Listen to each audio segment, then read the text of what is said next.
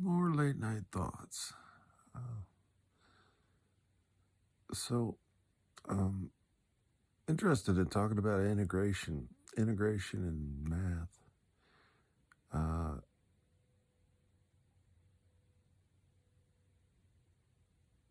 it can define a volume under a curve on a graph.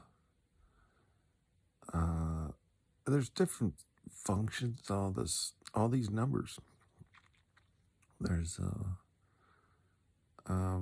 in an integration over a time frame or over some uh, x and y uh, plot points. You have a defined graphic image that represents a real life calculation that can be proven. Plug it in if the x or one side equals the other side at the end of it, like algebra, then you've proved it, right? So when I look at numbers, I see a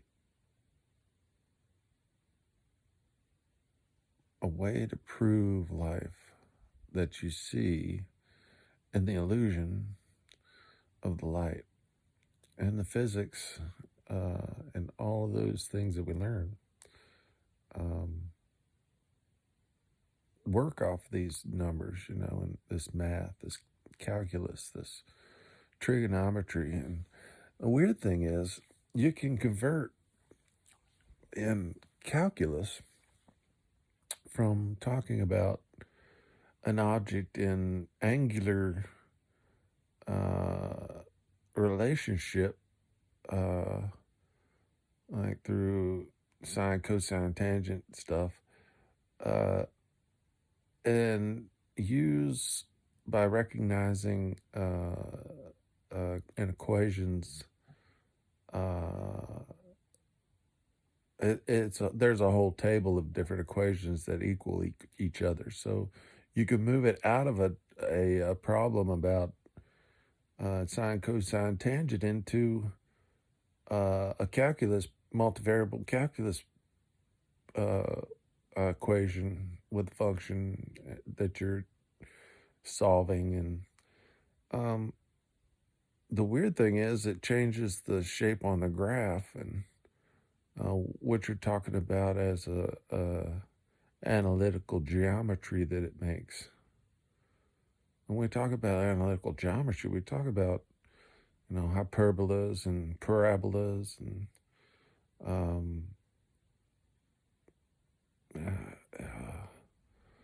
exponential growth and decay represented in these as these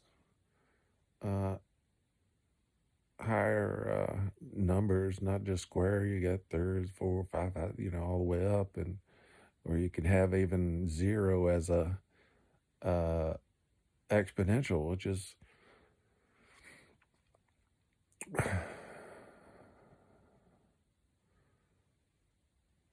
and there is some math you can't prove that goes on in series forever, and it's eternal series style math that if you were going to add time for eternity to an equation and how it affected the equation, like pi.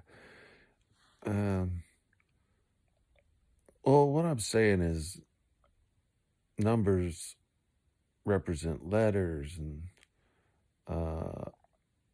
in different languages. Some people code the Bible through Hebrew lettering, meaning numbers, and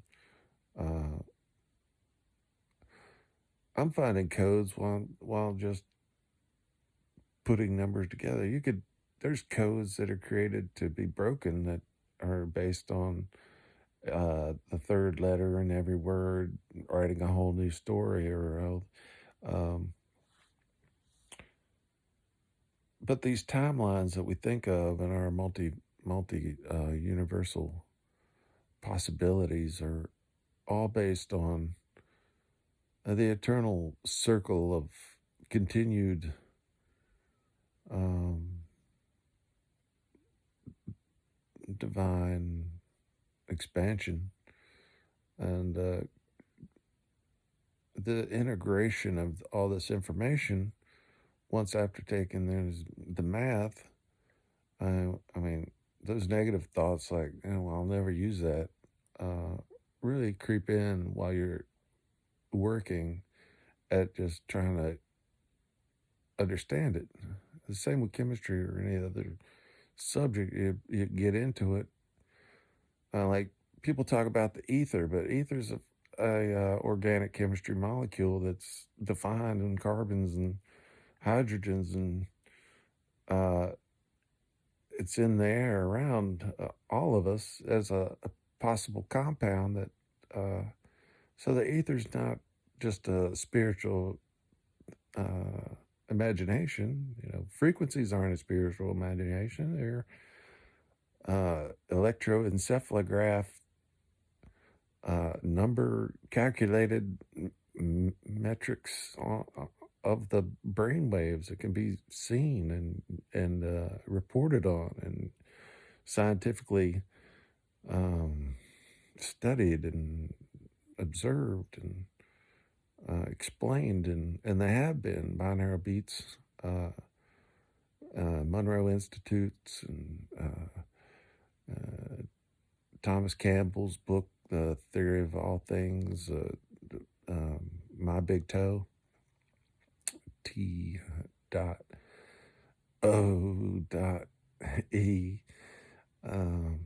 No second definition. Meaning, sometimes those things just kind of come on their own. You realize you're saying something in the presence. I caught it before I had to watch it again.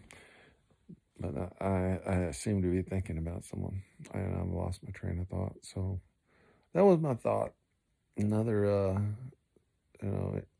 close up in the face moment with, I don't know, get a good look. You may never see me in a close up again. All right.